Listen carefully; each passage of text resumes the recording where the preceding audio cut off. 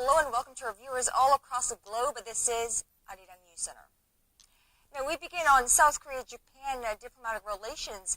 Japan has once again laid wrongful territorial claims over Korea's easternmost island of Dokdo as a Korean civic group seeks to build a statue that honors the victims of Japan's wartime sexual enslavement on that island.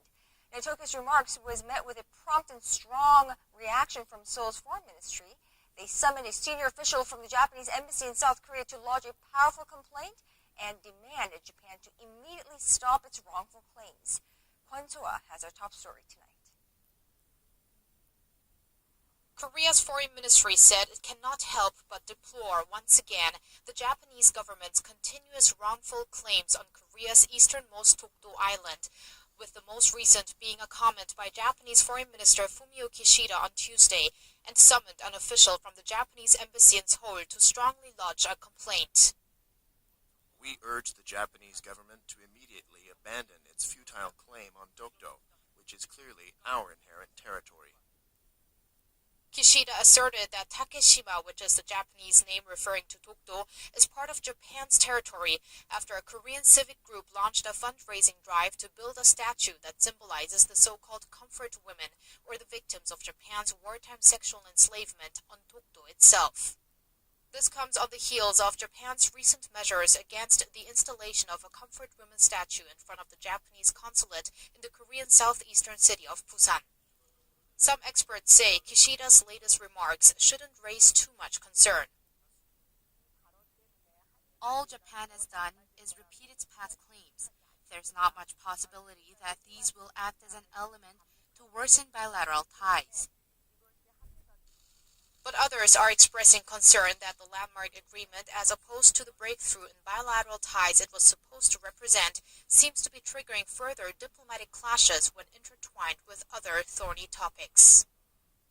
South Korea's foreign ministry reiterated Tuesday that it hopes for the Comfort Women Issue agreement to be implemented reliably and sincerely to increase acceptance of the deal within Korea, as well as develop Seoul-Tokyo ties in a future-oriented manner. Kwon So-ah, Arirang News.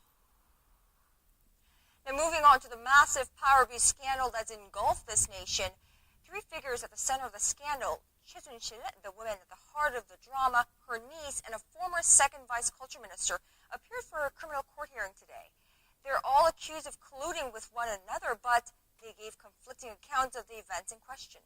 For details, we turn to Kim Hae-seo. For the first time, Choi Soon-sil, her niece Chang Si-ho, and former second vice culture minister Kim Jong appeared together at the Seoul Central District Court for a hearing. They are all charged with abuse of power for allegedly forcing Samsung Group and state-owned company Grand Korea Leisure to donate over $1.5 million to the Korea Winter Sports Elite Center run by Chang Si-ho. Prosecutors submitted evidence that they say indicates collusion between the three of them. And a document confiscated by prosecutors from the sports center allegedly shows how Chang Si-ho communicated with ex-minister Kim to benefit from new government sports projects. Prosecutors also said a notebook written by the Grand Korea Leisure CEO shows Kim Jong forced the organization to donate money.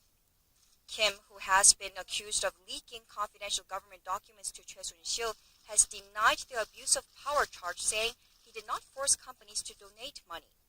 Kim's lawyer said the donations were the result of a decision made by the Presidential Office of Cheongwade and Samsung management. Choi Soon-sil also denied colluding with Chang Si-ho. Her lawyer said that she had only asked Kim to help the sports center. Chang Si-ho has, however, admitted to colluding with Choi to force companies to financially support the Korea Winter Sports Elite Center. Chang also admitted to embezzling some of the money. All three figures gave conflicting accounts at the trial today. That includes Choi Soon-sil, women at the center of this scandal. Choi has been summoned to testify at 3 more criminal court hearings this week. Kim Hae-seo, Arirang News. Now turning to the Independent Counsel's investigation of that power abuse scandal, Korea's culture minister and a former presidential chief of staff are being questioned as suspects for their alleged involvement in blacklisting cultural figures deemed critical of the administration. Our Hwang Ho-jun brings us up to speed on that probe. The parking lot in front of the Independent Council office was packed with reporters and protesters on Tuesday morning, all hoping to catch a glimpse of Kim Ki-chun, the former presidential chief of staff, and Cho Yun-sun, the current culture minister, as they arrived. Both were grilled as suspects on allegations of perjury and abuse of power.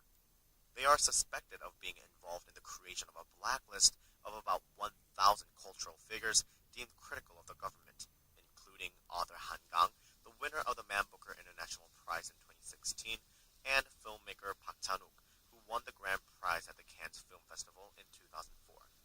The list was intended to prevent those on it from receiving state support and sponsorship. Kim Ki-chun, who held his post at the presidential office from August 2013 to February 2015, allegedly orchestrated the creation of the blacklist starting in 2014.